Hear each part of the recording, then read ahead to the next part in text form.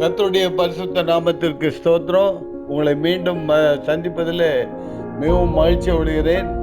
என்றால் கடந்த 14-15 வாரங்களும் உங்களை நேரடியாக சந்திக்க முடியாவிட்டாலும் நீங்கள் எங்களுடைய இருதயத்தில் இருக்கீங்க.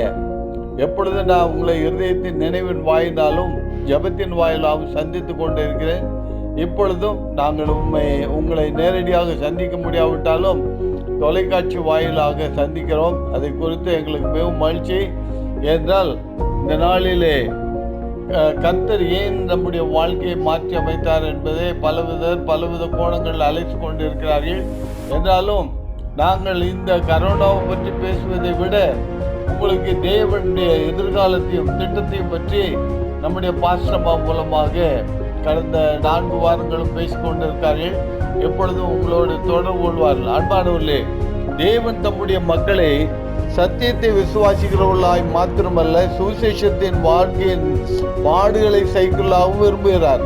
பாடுகளை சைக்கிறவர்கள் ஆவிக்குரிய வாழ்விலும் உண்மை விசுவாசத்தினால் கிறிஸ்துவின் வல்லமையினால் நிறைந்தவர்களாய் இருக்கிறார்கள். சில சமயங்களில் விசுவாசத்தை விட்டு போகத்தக்கதாக வியாதி, கொள்ளை நோய்கள், சோதனைகள் தங்களின் அழைப்பை விட்டு போக அழைக்கப்பட்ட அழைப்பில் உண்மையாய் உறுதியாய் நிலைத்திருந்திருந்து அவளை மாறுதக்கதாக சோதனை வியாதிகள் எதிர்கொண்டு நம்மை ஜெயிக்க வரும்பொழுது கர்த்தர் நமக்கு உதவி செய்து நம்மை ஜெயிக்க வல்லவராகிறார்.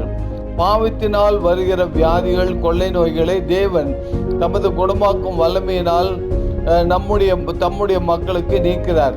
தற்போதும் உலகத்தில் உள்ள அனைத்து தேசங்களையும் மக்களையும் அழிக்கிற கொரோனா நோய் என்று மிக கொடிய நோய்களை தேவன் அனுமதித்துள்ள காரணம் அறியவில்லை.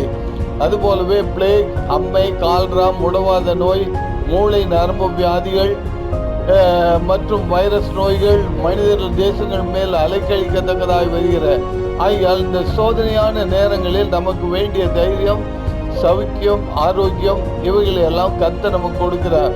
நான் உங்களுக்கு ஒரு உற்சாகம் தரும் செய்தியை சொல்கிறேன். உலகமே கரோனா வியாதிக்கு பயப்படுகிறது. ஆனால் இதை குறித்து எச்சரிக்கையாக இருந்த நம்மை தேவனுடைய வார்த்தையின் பலத்தினாலும் தெய்வீக சுகம் மற்றும் தெய்வீக பாதுகாப்பினாலும் நம்மை சுத்திகரித்து காத்துக்கொள்ள வேண்டும். நம் தேவன் கருணை உள்ளவர், நீதி உள்ள நியாயாதிபதி. தேவன் மனிதனின் பாவத்திற்கு நீதி உள்ள நியாயாதிபதியாக நியமித்திருக்கிறார். ஆனாலும் கிருபை உள்ள தேவன் தம்மில் அன்பு கூறுவர்களுக்கு விசுவாசிக்கிற ஜனங்களை பாதுகாக்கிறார். ஆகையினால் மனிதன் பயப்பட தேவையில்லை, ஆனால் எச்சரிக்கைகளை கை கொண்டு செயல்பட வேண்டும் என்று ஆண்டவர் விரும்புகிறார். தேவன் ஒருபோதும் வியாதியை அனுப்புவதில்லை, ஆனால் மனம் திரும்ப அனுமதிக்கிறார். 1 யோவான் 3:8 வாசித்தீர்களானால் பிசாசின் வியாதிகளின் கிரிகளை நீக்கவே அழிக்கவே தேவகுமாரன் உலகத்தில் வெளிப்பட்டார் என்று வேதம் சொல்கிறது. ஆகினாலே பாவிகளான குருடரான அநேக தங்களுக்கும் வழி விலகி மற்றவர்களையும் தங்கள் வழிகள் நடத்துகிறார்கள். சத்திய தேர்வில் சத்தியம் உள்ள விடுதலை ஆக்கும். யாத்ராகமம் 15:26 வாசித்தீர்களானால் தொற்று வியாதி இருந்தால் நீ உன் கர்த்தரின் வார்த்தையை கவனமாய் கேட்டு கை கொண்டு நான் எகிப்திற்கு வரப்பண்ண ஒரு வியாதியும் வரப்பண்ணேன் என்று கர்த்தர் சொல்கிற அந்த வார்த்தையை கேட்டு அவரே உன் பரிகாரி என்று சொல்லும் பொழுது கர்த்தர் உங்களுக்கு விடுதலை கொடுக்கிறார். அன்பானவர்களே, disease and death are a consequence of sin. Read 2 Chronicles 5th chapter 10th verse. For every life, including a man, there is an end. What kind of end we do not know, but by way of nature's end and disaster's end, as diseases, pestilences, accidents, etc. There is a reward for man's life. So, as per Chronicles 2nd chapter 5th chapter 11th verse, knowing therefore the terror of God, we persuade men and counsel them. For every of our needs there will be an end. அன்பானவர்களே, ஆகியனாலே நாம் இதை குறித்து ஜாக்கிரதையாக இருந்து கர்த்தருடைய சமூகத்தில் வருவோமானால் கர்த்தர் நம்மை விடுதலை ஆக்க விரும்புகிறார். எல்லாரும் கண்களை மூடி முழங்கால் படியிட்டு பாருங்க. இந்த ஜெபம் ஆரம்பிச்ச உடனே நீங்க குடும்பத்துல என்ன பண்ணணும்னா நீ எல்லாரும் குடும்பத்துல வந்துடணும். வந்து ஒருமனப்பட்டு பாய் போட்டு உட்கார்ந்து நீங்களும் உங்களுடைய மனைவி, உங்களுடைய குழந்தைகள், பிள்ளைகள் எல்லாரும் ஒருமனப்படணும். உங்க கணவர் வேலை செய்யறது, நீங்க சமையல் வேலை செஞ்சுட்டு இதெல்லாம் கேட்கக்கூடாது. இது ஒரு தேவனுடைய நற்கிரியை நம்மை ஆசீர்வதிக்கிற நேரம். அதனால எல்லாரும் ஒருமனப்பட்டு உட்கார்ந்து இருப்பீங்க நினைக்கிறேன். அப்படி இல்லைன்னாலும் இனிமேலாவது செய்யுங்க. எல்லாரும் வந்து உட்காரணும். இப்ப நான் உங்களுக்காக ஜெபிக்க போகிறேன். கர்த்தர் தாமே உங்களுக்கு உதவி செய்வாராக. எரேமியா 33:3 சொல்கிறது, call me in the days of your calamity, I will answer and show you great and mighty things என்று சொல்கிறார். அதாவது ஆபத்து நாளில் என்னை நோக்கி கூப்பிடு, நான் உனக்கு அறியாதும் வெட்டாதுமான பெரிய காரியங்களை காண்பிப்பேன் என்று சொல்கிறார். ஆகினாலே உங்களுக்கு ஆண்டவருடைய வார்த்தையின்படி நீங்கள் அவருடைய சமூகத்தில் வருவீர்களானால், கர்த்தருடைய வார்த்தை சொல்கிறது, நான் எகிப்திற்கு வரப்பண்ண ஒரு வியாதி உன்னில் வரப்பண்ணே என்று. கண்களை மூடுவோமா? நான் இப்ப ஜெபிக்கிறேன். அன்புள்ள ஆண்டவரே, நீர் சொல்லி இருக்கிறீர் என் ஜனங்களை ஆசீர்வதிப்பதே உம்முடைய சித்தம் என்று. ஆகினாலே நாங்கள் உம்முடைய சமூகத்தில் வரும்பொழுது ஆண்டவரே, நாங்கள் எதை கேட்க விரும்புகிறோமோ அதை நீர் ஏற்கனவே அறிந்திருக்கிறபடியினால் எங்களுடைய விண்ணப்பங்களை உம்முடைய பாதத்தில் வைக்கிறோம். உம்முடைய பலிபீடத்தில் எங்களுடைய பாவங்களை அறிக்கை செய்து விட்டு விடுகிறோம். ஆண்டவரே, நீர் இனிமேல் இந்த தொற்று நோய்கள்னாலே உம்முடைய பிள்ளைகள் ஒருவரும் மறிக்காதபடி, பாழாக்காதபடி, வியாதிப்படாதபடி நீர் எங்களை பாதுகாத்தரலும். வேத புத்தகம் சொல்லுகிறது, நான் கிருபையாய் உன் பாவங்களை மன்னித்து உனக்கு சேமத்தை உண்டு பண்ணுவேன் என்று சொல்லி. ஆகினால நீர் கிருபையாய் எங்களுடைய பாவங்களை மன்னித்து சேமத்தை உண்டு பண்ணுவீர் என்று நாங்கள் விசுவாசிக்கிறோம். ஆகினால தேவனே, எங்கள் மேல கிருபையாயிரும். நாங்கள் கேட்கிற செய்திகள் வரப்போகிற காலங்களுக்கு ஒரு எச்சரிக்கையின் காலங்களாக இருக்கிறது. பாஸ்டர்மா பேசும்பொழுது இதை கேட்டு அதன்படி நாங்கள் மனம் திரும்பி பாவத்தை அறிக்கை செய்து பாவத்தின்படி ஜீவிக்காதபடி ஜீவனுக்கு ஏற்றுவாதவர்களை பற்றி கொள்ள கிருபைதாரும். ஆண்டவரே, கேட்ட யாவரையும் ஆசீர்வதித்தரலும், பாதுகாத்தரலும். எங்கள் மேல எந்த வியாதி விக்கனங்கள், பாவ சாபத்தின் குறிகள் ஒன்றும் வராதபடி எங்களை பாதுகாத்தரலும். ஆண்டவரே, உட்கார்ந்திருக்க யாவரையும், பெரியவள் செறிவள் யாவரையும் ஆசீர்வதித்தரலும், பாதுகாத்தரலும். இயேசுவின் நாமத்தில் ஆசீர்வதிக்கிறேன் பிதாவே, ஆமேன். ஒரே ஒரு வரியை பாடுறேன். பிரியமானவர்களே, உங்களுடைய நாமத்தினாலே, பிரியமானவனே, உன் ஆத்மா வாழ்வது போல் நீ எல்லாவற்றிலும் வாழ்ந்து சுகமாய் இருப்பாயாக. இதுதான் கர்த்தருடைய சமாதானமும் அவருடைய உடன்படிக்கையும் தம்முடைய பிள்ளைகளுக்காக கொடுக்கப்பட்ட நித்திய உடன்படிக்கை. ஆகையினால நீங்கள் கர்த்தருக்குள் மனமகிழ்ச்சியாக இருப்பதே தேவபலன். கர்த்தர் உங்களை ஆசீர்வதிப்பாராக. மீண்டும் சந்திக்கும் வரை கர்த்தர் உங்களோடு கூட இருப்பாராக. இயேசுவின் நாமத்தில் பிதாவே, ஆமென்.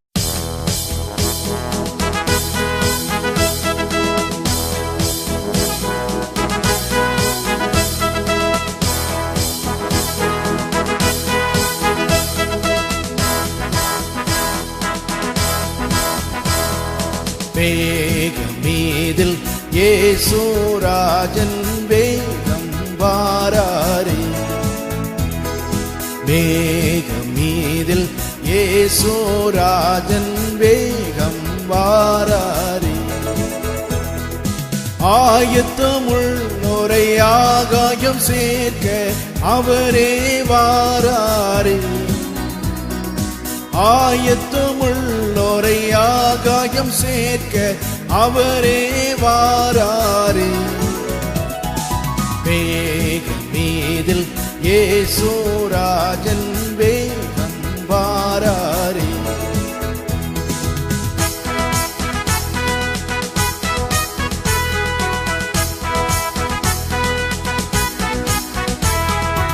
ஆண்டவர் தாமே ஆர்ப்பரிப்போடே அவனியில் வாராரே. ஆண்டவர் தாமே ஆர்ப்பரிப்போடே அவனியில் வாராரே. மீண்டவரோ மேலோகமே செல்ல மேதினியை விடுவார். மீண்டவரோ மேலோகமே செல்ல மேதினியை விடுவார். மேகமீதில் இயேசுராஜன் வேகம் வாராரே.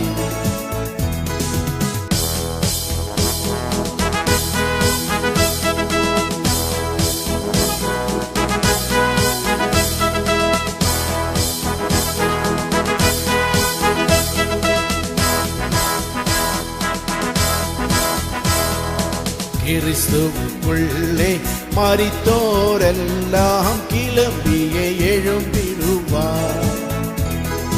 கிறிஸ்துவுக்குள்ளே மரித்தோரெல்லாம் கிளம்பியே எழும்பிடுவார். மரிக்காதிருக்கும் பரிசுத்தரெல்லாம் மறைந்தே போவாரே. மரிக்காதிருக்கும் பரிசுத்தரெல்லாம் மறைந்தே போவாரே. வேகம் மீதில் இயேசுராஜன் வேகம் வாராரே.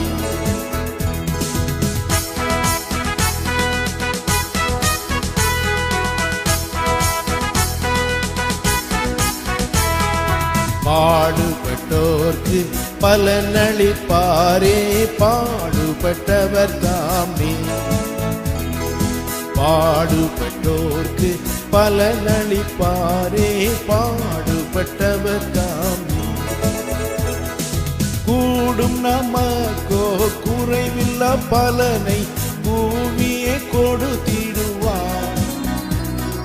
கூடும் நமக்கோ குறைவில்ல பலனை கூவியே கொடுத்திடுவார். வேகம் மீதில் இயேசுராஜன் வேகம் வாராரே.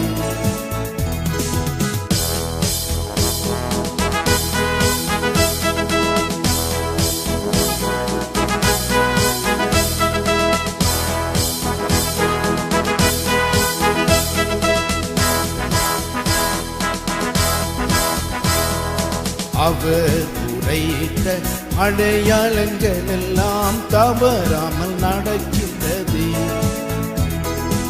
அவர் உரைத்த அடையாளங்கள் எல்லாம் தவறாமல் நடக்கின்றது. அவர் வரும் வேளையை எவருமே அறியார், ஆண்டவரே அறிவார். அவர் வரும் வேளையை எவருமே அறியார், ஆண்டவரே அறிவார். வேகம் மீதில் இயேசுராஜன் வேகம் வாராரே.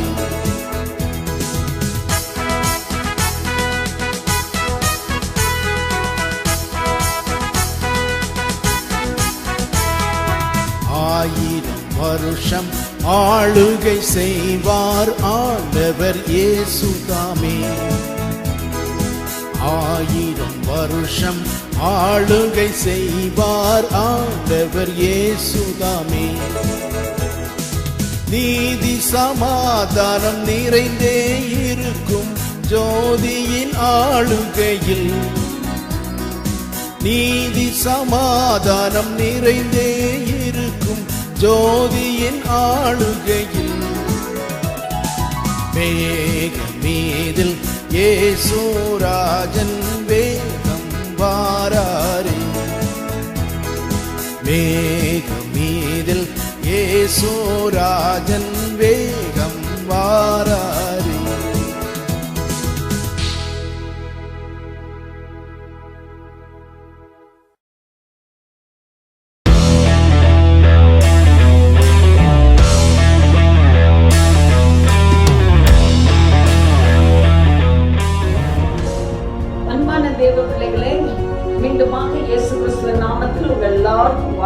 சொல்கிறோம்.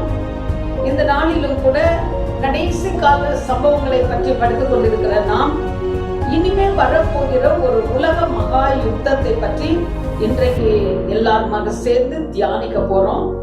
இந்த உலக மகா யுத்தம் இதுவரைக்கும் நடந்த உலக மகா யுத்தங்களை காட்டிலும் விசேஷமானது. ஏனென்று கேட்டால் வேதத்தில் எங்கேயும் முதலாவது உலக மகா யுத்தமோ இரண்டாவது உலக மகா யுத்தத்தை பற்றியோ பேசவில்லை. அதை குறித்து விளக்கமாக எழுதப்படவும் இல்லை. இயேசு கிறிஸ்து மத்தேயு 24:6 சொன்னார், நீங்கள் யுத்தங்களின் செய்தியும் கேள்விப்படுவீர்கள், ஆனாலும் கலங்காதிருங்கள், உலகத்தின் முடிவு உடனே வராது என்று சொல்லி இயேசு கிறிஸ்து பேசியிருக்கிறார். ஆனா இந்த உலக மகா யுத்தங்களை குறிப்பிட்டு இப்படிதான் நடக்கும், இந்த 2 பேருக்கு இடையில நடக்கும், இவங்க எல்லாம் ஒரு பக்கம் இருப்பாங்க, அவங்க ஒரு பக்கம் இருப்பாங்கன்னு சொல்லி இதுவரைக்கும் முதலாவது உலக மகா யுத்தத்தை பற்றியோ இரண்டாவது மகா உலக யுத்தத்தை பற்றியோ வேதத்திலே சொல்லப்படவில்லை.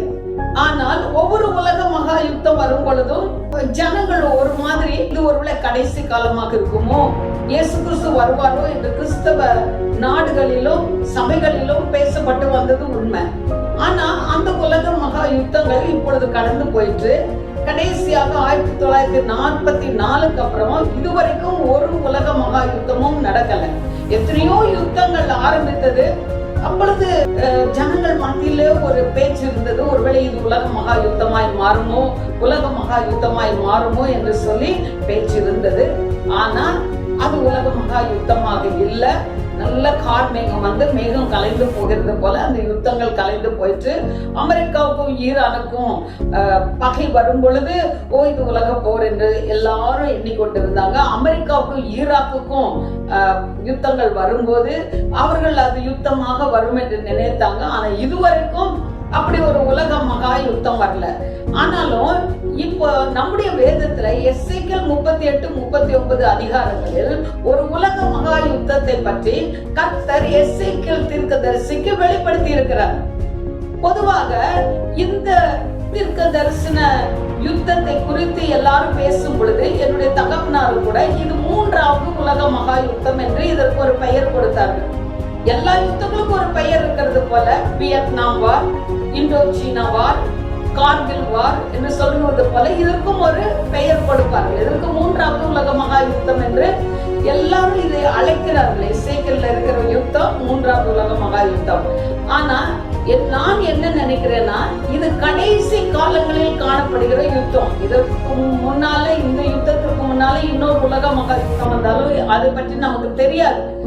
ஆண்டவர் வருவதற்கு முன்பாக இந்த யுத்தம் எசேக்கியேல் 38-39 அதிகாரங்களில் சொல்லப்பட்டிருக்கிற யுத்தம் கட்டாயமாக நடக்கும். அது நிறைவேறிய தீரும். ஆனால் இதன் வரிசை எது என்று யாராலையும் சொல்ல முடியாது. அதற்காக இதை கடைசி கால யுத்தம் என்று நம்ம சொல்லலாம். ஏன் கேட்டா இந்த அதிகாரம் படித்து பார்ப்பீர்களானால் கடைசி காலங்களில் நீ என் ஜனத்துக்கு விரோதமாய் வருவாய், கடைசி காலங்களில் நீ என் ஜனத்துக்கு விரோதமாய் வருவாய் என்று அடிக்கடி தேவனாகிய கர்த்தர் ரஷ்யாவை பார்த்து சொல்றாரு. அப்படியானா இந்த யுத்தம் ரஷ்யாவுக்கும் இஸ்ரவேல் ஜனங்களுக்கும் மத்தியில நடக்கிறது தான் இந்த கடைசி கால யுத்தம். இது நிச்சயமாக அந்தி கிறிஸ்து வருவதற்கு முன்பாக இந்த யுத்தம் நடக்கும். இயேசு கிறிஸ்து வருவதற்கு முன்பாக இந்த யுத்தம் நடக்கும். ஆனாலும் இதுதான் 3வது யுத்தம்னு சொல்லி நம்ம சொல்லவும் முடியாது. ஆகவே இத கடைசி கால யுத்தம் என்று சொல்லி நம்ம இதை அழைக்கலாம். ஆகவே இந்த கடைசி கால யுத்தத்தை பற்றி நம்ம படிக்க போறோம். இந்த கடைசி கால உலக மகா யுத்தத்துக்கு பின்பு கொஞ்ச நாளிலேயே அர்மகதோன் யுத்தம் வரும். அர்மகதோன் யுத்தத்துக்கு பின்பு கோகுமாகோகு யுத்தம் வரும். இன்னும் நமக்கு விவரமாக தெளிவாக தீர்க்க தரிசனத்துல தெரிந்த யுத்தங்கள் இன்னும் 3 இருக்கிறது. ஒன்று இஸ்ரவேலுக்கும் ரஷ்யாவுக்கும் நடக்கிற யுத்தம், 2வது அர்மகதோன் யுத்தம், 3வது கோகுமாகோகு யுத்தம். இப்போ நம்ம இந்த எசேக்கியேலில் சொல்லப்பட்டிருக்கிற உலக மகா யுத்தத்தை பற்றி இன்றைக்கு நம்ம படிக்க போறோம். இதனுடைய நோக்கம் என்ன, இது யார் யாருக்கு இடையில வருகிறது, எந்தெந்த அணிகள் கூட்டி சேருவார்கள், இதனுடைய விளைவுகள் என்ன, இது ஏன் இந்த யுத்தம் வருகிறது, இந்த யுத்தம் வருகிறதுக்கு காரணம் என்ன என்று எல்லாமே இந்த 2 அதிகாரங்களில் கொடுக்கப்பட்டிருக்கிறபடினால இது ஒரு விசேஷித்த யுத்தமா இருக்கிறது. இதுவரைக்கும் இப்படி ஒரு உலக யுத்தம் நடக்கும்னு தீர்க்க தரிசனமா எந்த யுத்தத்தை பத்தியும் வேதத்துல சொல்லப்படவில்லை. இந்த யுத்தத்தை சொல்லப்பட்டிருக்கிறபடினால இதை விசேஷமா நம்ம படித்து வைத்துக் கொள்வது நமக்கு ரொம்ப நல்லது. அப்புறம் அது மட்டும் இல்ல, இயேசு கிறிஸ்து இந்த 3வது உலக மகா யுத்தத்துக்கு முன்னால வருவாரு பின்னால வருவாருன்னெல்லாம் நம்ம ஆள் காட்டி சொல்ல முடியாது, கைவிரல் காட்டி சொல்ல முடியாது. இந்த யுத்தத்துக்கு முன்னாலேயோ பின்னாலேயோ இயேசு கிறிஸ்து வரலாம்.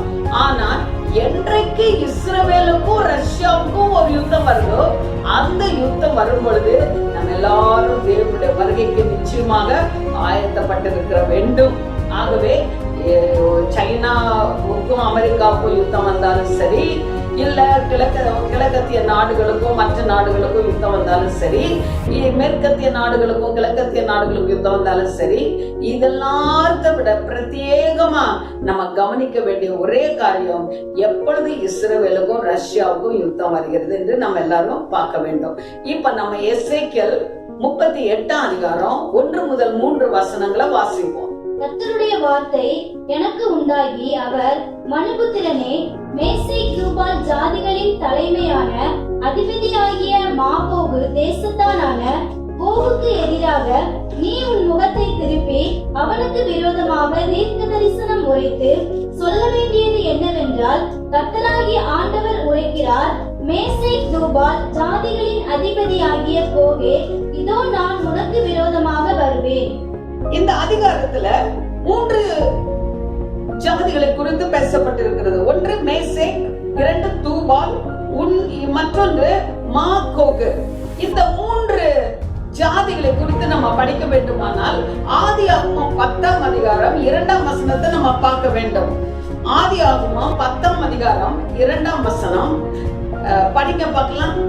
யாபேதின் குமாரர் கோமர், மாகோகு, மாதாய், யாவான், தூபால், மேசேக்கு, தீராஸ் என்பவர்கள். இப்போ இவங்க யாபேதின் குமாரர்கள். இதுல இந்த பேரெல்லாம் வருகிறது. எந்த பேர் வருகிறது? மேசேக்கு, தூபால், மாகோகு, இந்த பெயர்கள் எல்லாம் வருகிறது. 5ஆம் வசனம், இவர்களுடைய பெயர்களால் ஜாதிகளுடைய தீவுகள் அவரவர்களுடைய பாஷையின்படியும் அவனவனுடைய கோத்திரத்தின்படியும் அவனவனுடைய ஜாதியின்படியும் வேறு வேறு தேசங்களாக பகுக்கப்பட்டன. அப்போ மேஷேக் ஒரு ஊருக்கு போனா அந்த ஊரு பேரு மேஷேக். தூபால் ஒரு தீவுக்கு போனா அந்த தீவுக்கு பெயர் தூபால். மாகோகு ஒரு ஊருக்கு போனா அந்த ஊருடைய பெயர் அந்த தீவின் பெயர். அப்ப அவரவர்களுடைய பாஷையின்படி அந்தந்த தீவுகள் பெயர் சூட்டப்பட்டது என்று வேதத்திலே சொல்லப்பட்டிருக்கு. அப்படியானா 2600 ஆண்டுகளுக்கு முன்பாக எசேக்கியேல் இந்த தீர்க்க தரிசனத்தை சொல்லும் பொழுது அப்பொழுது இருந்த தீவுகளுடைய பெயர்கள், இந்த தீவுகள் பெயர்கள் எல்லாம் யாபேத்தின் ஜலப்பிரளயத்துக்கு அப்புறம் நோவாவின் குமாரராகிய யாபேத்தின் குமாரர்களும் யாபேத்தின் பேரன்களுமாக வைத்திருந்த பெயர்களை தான் இன்றைக்கு எசேக்கியேல் அதை உபயோகிக்கிறார். அப்படியான இந்த பெயர்களை பார்க்கும்போது முதலாவது மேசேக்கு அப்படின்னு சொல்லும் பொழுது பார்த்தா இன்றைக்கு இருக்கிற மாஸ்கோ. இன்றைக்கு நம்மளுடைய ஊர்களிலும் கூட அந்தந்த தலைவர்களுடைய பெயர் அந்தந்த ஊர்களுக்கு வைத்து நம்ம பழகி இருக்கிறோம். உதாரணத்துக்கு நீங்க அமெரிக்கா போனீங்கன்னா ஜேம்ஸ் டவுன் அப்படின்னு இருக்கும். ஜேம்ஸ்ங்கிற கிங் ஜேம்ஸ் வெர்ஷன் பைபிள்ல சொல்றோம். கிங் ஜேம்ஸ் உடைய அந்த பெயரை வைத்து ஜேம்ஸ் டவுன் என்று வைக்கிறாங்க. குயின்ஸ்லாண்ட் வைக்கிறாங்க. குயின்ஸ்லாண்ட் வந்து குயின் எலிசபெத் ஃபர்ஸ்ட் அவர்களுடைய பெயர்ல அந்த குயின்ஸ்லாண்ட் அமெரிக்கால இருக்கு. ஏன்னா குயின்ஸ்லாண்ட்ல அந்த எலிசபெத் ஃபர்ஸ்ட் அவங்க முதலாம் எலிசபெத் அவர்கள் திருமணமே பண்ணிக்கல. ஏன்னு கேட்டா எனக்கு என்னுடைய ஜனங்கள் தான் முக்கியம், அவங்க தான் எனக்கு எல்லாவற்றுக்கும் எல்லாம், நான் திருமணம் பண்ணனா என்னுடைய கவனம் எல்லாம் வேற பக்கம் செதறிடும்னு சொல்லி அவங்க திருமணமே பண்ணாம அந்த ஜனங்களை ரொம்ப நேசித்தாங்க. அதனால இந்த இங்கிலாந்துல இருந்து அமெரிக்கா போன உடனே குயின் எலிசபெத்துடைய அந்த கடற்கரை வீரர்கள் அங்க போய் அங்க ஒரு தேசத்துக்கு வெர்ஜீனியான்னு பேர் வச்சாங்க. இன்னைக்கு வெர்ஜீனியா தேசம் அமெரிக்கால இருக்கிறது, குயின்ஸ்லாண்ட் அப்படின்னு வச்சாங்க. அதே போல விக்டோரியா அவர்கள் மிகவும் தலை சிறந்த ஒரு தலை சிறந்த முறையில தேசத்தை நடத்தி வந்ததுனால விக்டோரியா குயின் மேல எல்லாருக்கும் ஒரு பிரியம். அதனால நீங்க பாத்தீங்கன்னா ஆப்பிரிக்கால கூட ஆஸ்திரேலியால கூட எல்லா ஊர்களிலும் விக்டோரியா ஃபால்ஸ், விக்டோரியா லேண்ட் அப்படின்னு இருக்கு.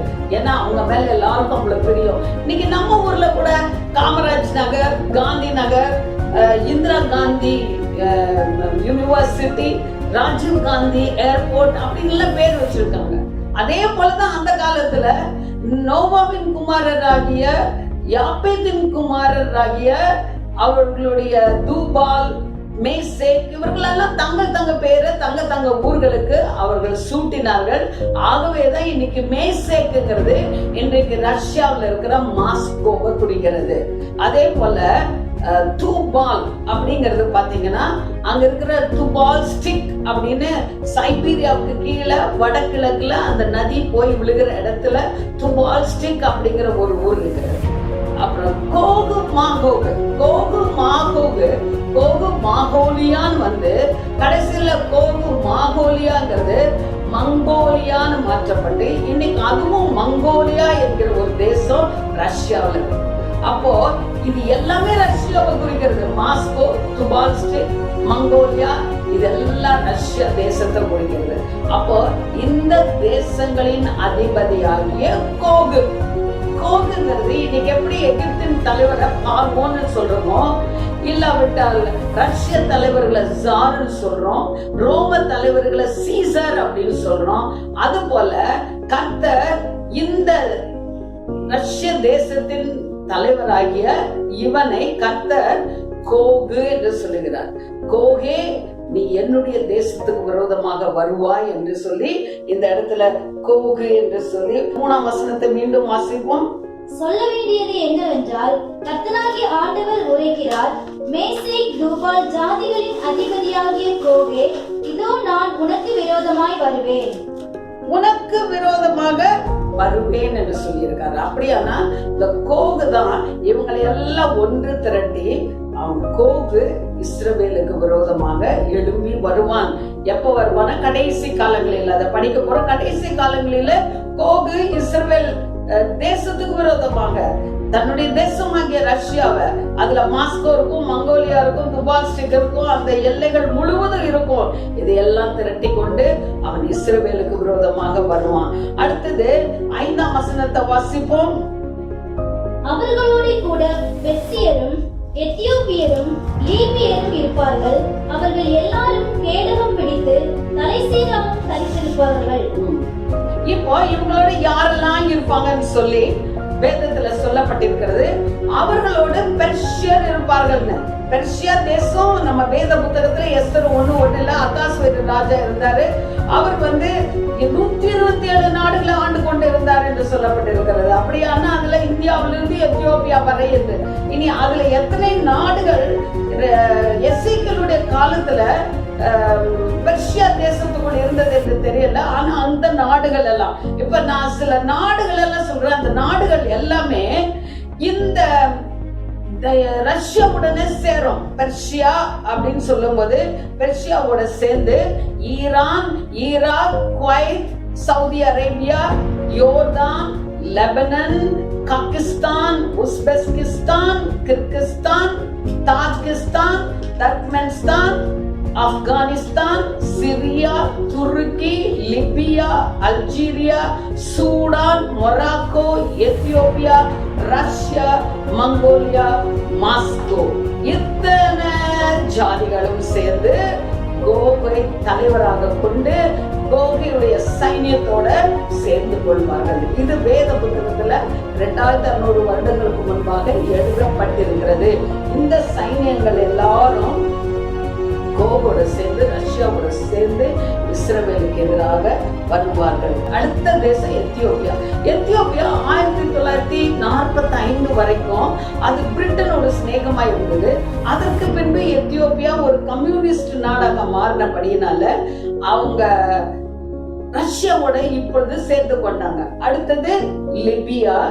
அடுத்தது 6ஆம் வசனத்துல படித்தோமானால், கோமேரும் அவனுடைய எல்லா ராணுவங்களும் வடதிசையில் உள்ள தொகர்மா வம்சத்தாரும் அவர்களுடைய எல்லா ராணுவங்களும் ஆகிய திரளான ஜனங்கள் உன்னுடனே கூட இருப்பார்கள். கோமர் என்பது ஜெர்மனியை குறிக்கிறது. அதாவது ரஷ்யா கம்யூனிஸ்ட் நாடுகளா இருக்கும்போது 2வது உலக மகா யுத்தத்துல ரஷ்யா நேச நாடுகளுக்கு உதவியாக யுத்தம் செய்தது. அப்படியாக அந்த நேச நாடுகளுக்கு யுத்தம் செய்து அந்த யுத்தம் முடிந்த பின்னால ஜெர்மனி 2ஆ பிரிக்கப்பட்டது. கிழக்கு ஜெர்மனி, மேற்கு ஜெர்மனி என்று சொல்லி. அப்படியான கிழக்கு ஜெர்மனிக்கு ரஷ்யா உதவ முன் வந்ததுனால ரஷ்யாவோடு சேர்த்து கிழக்கு ஜெர்மனி இணைக்கப்பட்டது. ஆகவே இப்போ ரஷ்யா யுத்தத்துக்கு வரும் பொழுது கோமர் என்கிற அந்த வார்த்தை அது ஜெர்மானியரை குறிக்கிறபடினால அவர்கள் ரஷ்யர்களோடு சேர்ந்து இந்த யுத்தத்துல கலந்து கொள்வார்கள். அடுத்தபடியாக கொடுக்கப்பட்டிருக்கிற ஒரு வார்த்தை தோகர்மா. தோகர்மா என்பது கர்மா, கர்மானியர் என்று ஜெர்மானியருடைய சந்ததிகளை குறிக்கிறது. இந்த தோகர்மா என்பது ஸ்காண்டினேவியன் தேசங்களை குறிக்கிறது. நார்வே, ஸ்வீடன், ஐஸ்லாந்து, இப்படிப்பட்ட டென்மார்க், இந்த 4 தேசங்களும் ஜெர்மனியிலிருந்து குடியேறினது. இது ஜெர்மனியிலிருந்து குடியேறினபடினால இவர்கள் எல்லாரும் கூட ரஷ்யாவுடன் இணைந்து கொள்வார்கள் என்று அந்த காலத்திலே எசேக்கியேல் தீர்க்க தரிசனமா சொல்லி இருக்கிறார். ஆகவே கோமர் என்றால் ஜெர்மனி, தோகர்மா என்றால் ஸ்காண்டினேவியன் தேசங்கள். இவைகள் எல்லா இராணுவங்களுக்குரிய திரளான ஜனங்கள் உன்னுடனே கூட இருப்பார்கள். அப்படியானா இஸ்ரவேலரோட யார் இருப்பாங்க அப்படின்னு பார்க்கும்போது நம்ம 13ஆம் வசனத்தை வாசிப்போம். சேபா தேசத்தாரும் தேதான் தேசத்தாரும் தர்ஷீஷின் வர்த்தகரும் அதனுடைய பால சிங்கங்களான அனைவரும் உன்னை நோக்கி நீ கொள்ளையிட அல்லவோ வருகிறாய் என்றும். சரி, இதுல பார்க்கும்போது சேபா தேசத்தாரும் தேதான் தேசத்தாரும் தர்ஷீஷின் வர்த்தகரும் அதனுடைய பாலசிங்கங்களும். சேபா என்று சொல்லப்படும் போது அது ஏடம் தேசத்தை குறிக்கிறது. வேத புத்தகத்துல யோபு புத்தகம் 1:15 சபையர் என்பவர்கள் வந்து அந்த யோபுடைய குமார்த்திகள் அவருடைய ஆடு மாடு ஒட்டகங்களை ஓட்டி கொண்டு போனார்கள் என்று போடப்பட்டிருக்கிறது. அப்படியானால் இந்த சபையர் யாருன்னா இன்றைக்கு இருக்கிற ஏடம் தேசம். அடுத்த தேசம் தேதான். தேதான் என்பது பெர்ஷியாவின் வளைகுடாவில் இருக்கிற மஸ்கட் என்ற ஊர், மஸ்கட் என்ற தேசம். இந்த மஸ்கட் தேசம் அவர்களும் இஸ்ரவேலரோட சேர்ந்து கொள்வாங்க. இப்ப அந்த வளைகுடாவில் இருக்கிற எல்லா தேசங்களுடைய பெயர்களையும் சொன்னேன். ஆனா இந்த ஏடன் தேசமும் இந்த மஸ்கட் தேசமும் இஸ்ரவேல் புத்திரரோட சேர்ந்து கொள்ளும். அதற்கு பின்பு தர்ஷீஷின் வர்த்தகர். தர்ஷீஸ் என்பது வர்த்தகர் என்று சொல்லும் பொழுது அது கிரேட் பிரிட்டனை குறிக்கிறது. கிரேட் பிரிட்டன், பிரிட்டன் டின். அந்த காலத்துல டின் வியாபாரம் கிரேட் பிரிட்டன்ல தான் செய்யப்பட்டது. எல்லாரும் அந்த கிரேட் பிரிட்டனுக்கு தான் போனாங்க. நம்ம வேதத்துல படிக்கிறோம், யோனா கர்த்தருக்கு கீழ்ப்படியாம தர்ஷீஸ் பட்டணத்துக்கு போனாங்க. நிறைய பேர் அது ஸ்பெயின் தேசம் நினைக்கிறாங்க. ஆனா அது ஸ்பெயின் கிடையாது. அது தர்ஷீஸ் என்பது தாவீது சாலமோன் காலத்திலேயே இந்த தேசமானது இந்த தீவாக இருந்தது. தர்ஷீஷின் தீவுகளே அலறுங்கள் என்று வேதத்தில் எழுதப்பட்டிருக்கிறது. நீங்க உங்களுக்கு சில வேத பகுதிகளை கொடுக்கிறேன், நீங்க அப்புறம் நிதானமா நீங்க வாசிச்சு பாருங்க. ஏசாயா 60:9, 1 ராஜாக்கள் 10:22, 2 நாளாகமம் 9:2, 2 நாளாகமம் 20:36, சங்கீதம் 48:7, ஏசாயா 23:12-14, எசேக்கியேல் 27:25. இப்படி பார்க்கும்போது இந்த இடங்களில் எல்லாம் தர்ஷீஷின் தீவு, தர்ஷீஷின் கப்பல்கள், தர்ஷீஸை பற்றி எழுதப்பட்டிருக்கிறது. அப்படியானா தர்ஷீஸ் கிரேட் பிரிட்டனை குறிக்கிறது. அப்ப கிரேட் பிரிட்டன் அதுதான் தலை, அதுதான் சிங்கம். உங்களுக்கு பாத்தீங்கன்னா கிரேட் பிரிட்டனுடைய நேஷனல் அனிமல் வந்து சிங்கம் தான். அப்போ இந்த சிங்கத்துடைய பால சிங்கங்கள் யார்? இந்த சிங்கத்துடைய பால சிங்கங்கள் அமெரிக்கா, ஆஸ்திரேலியா, தன்னுடைய மொழியோடு ஆங்கில தொடர்புடைய எல்லா ஐரோப்பிய தேசங்கள், தென் ஆப்பிரிக்கா, இந்த தேசங்கள் எல்லாம் இஸ்ரவேல் தேசத்தோட சேரும். இதெல்லாம் தர்ஷீஷின் பால சிங்கங்கள். அப்படியானா இஸ்ரவேலுக்கு உதவியா வருகிறது இந்த ஏடன் தேசம், மஸ்கட் தேசம், கிரேட் பிரிட்டன். கிரேட் பிரிட்டன் இன்னும் சீக்கிரமாக அது ஒரு பெரிய முக்கியமான ஒரு தேசமாக மாறும். அது குயின் விக்டோரியா காலத்துல எப்படி அந்த தேசத்துக்கு மிகுந்த முக்கியத்துவம் இருந்ததோ அதே போல இனி வருகிற நாட்களிலே இங்கிலாந்து மீண்டுமாக தன் தலை எடுக்கும். அப்ப அநேகர் இங்கிலாந்தோடு சார்ந்து இருப்பாங்க. இங்கிலாந்து வந்து கட்டாயமாக இஸ்ரவேலுக்கு உதவி செய்யும். அப்படியான இஸ்ரவேலை சுற்றி இருக்கிற இந்த நாடுகள், அப்போ இந்த இடத்துல 2 அணிகளை, கூட்டணிகளை பற்றியும் இந்த வேதத்துல தெளிவா படிக்கிறோம். ரஷ்யாவோட எந்தெந்த நாடுகள் சேரும், அடுத்தது இஸ்ரவேலோட எந்தெந்த நாடுகள் சேரும் என்று நம்ம தெளிவாக படித்திருக்கிறோம். இப்பொழுது இந்த உலக மகா யுத்தம் நடத்தப்படுவதற்கு ஒரு இடம் வேணும் இல்லையா? அது எந்த இடத்துல நடக்கும், எது யுத்த களமாக மாறும் அப்படின்னு சொல்லி எல்லாருக்குமே ஒரு கேள்வி இருக்கு. எசேக்கியேல் 38:8 படிப்போமா? அநேக நாட்களுக்கு பிற்பாடு நீ விசாரிக்கப்படுவாய், பட்டயத்துக்கு நீங்களாகி பற்பல ஜனங்களில் இருந்து சேர்த்துக் கொள்ளப்பட்டு வந்தவர்களின் தேசத்தில் கடைசி வருஷங்களிலே வருவாய். நெடுநாள் பாழாய் கிடந்து பிற்பாடு ஜாதிகளிலிருந்து கொண்டு வரப்பட்டவர்கள் எல்லாரும் சுகத்தோடே குடியிருக்கும் இஸ்ரவேலின் மலைகளுக்கு விரோதமாய் வருவாய். அதே போல 39ஆம் அதிகாரம் 2ஆம் வசனத்திலும் உன்னை இஸ்ரவேலின் மலைகளில் வரவும் பண்ணி என்று எழுதப்பட்டிருக்கிறது. 39:4 நீங்கள் இஸ்ரவேல் மலைகளில் விழுவீர்கள் என்று சொல்லப்பட்டிருக்கிறது. இப்ப இந்த இஸ்ரவேல் மலை என்பது கர்மேல், கில்போவா, தாபேர், சிறிய எர்மோன் ஆகிய மலைகளையும் அதன் இடையில் இருக்கிற சமவெளியையும் காண்பிக்கிறது. இன்னொரு முறை சொல்றவங்களுக்கு இது எதை காண்பிக்கிறதுனா, இது கர்மேல், கில்போவா, தாபோர், சிறிய எர்மோன் ஆகிய மலைகளையும் அதன் இடையில் இருக்கிற சமவெளியையும் காண்பிக்கிறது. இந்த சமவெளிக்கு பெயர் எஸ்டிரலான் சமவெளி. எஸ்டிரலான் சமவெளி. இத மெகிதோவோட நம்ம கன்ஃபியூஷன் பண்ணிக்க கூடாது. அது அர்மகதோன் யுத்தம் நடக்கிற இடம். இந்த எஸ்டிரலான் என்கிற இடம் நீள வாக்குல 20 மைலும் அகல வாக்குல 14 மைலும் இருக்கிற ஒரு பெரிய சமவெளி. இந்த சமவெளி தான் அன்றைக்கு நமக்கு ஒரு யுத்த களமாக காணப்படும்.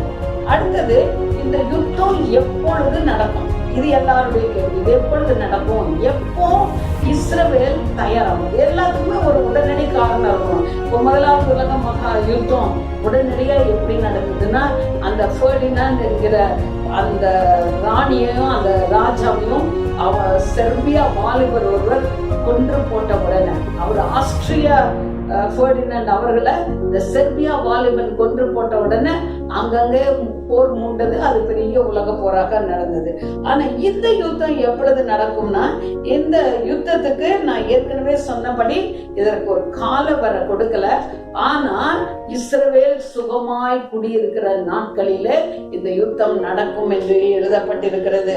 நீங்க வாசிங்க பார்க்கலாம். எசேக்கியேல் 38:8 நம்ம ஏற்கனவே வாசித்தோம். அதுல படிக்கும்போது கடைசி நாட்களில் படிங்க.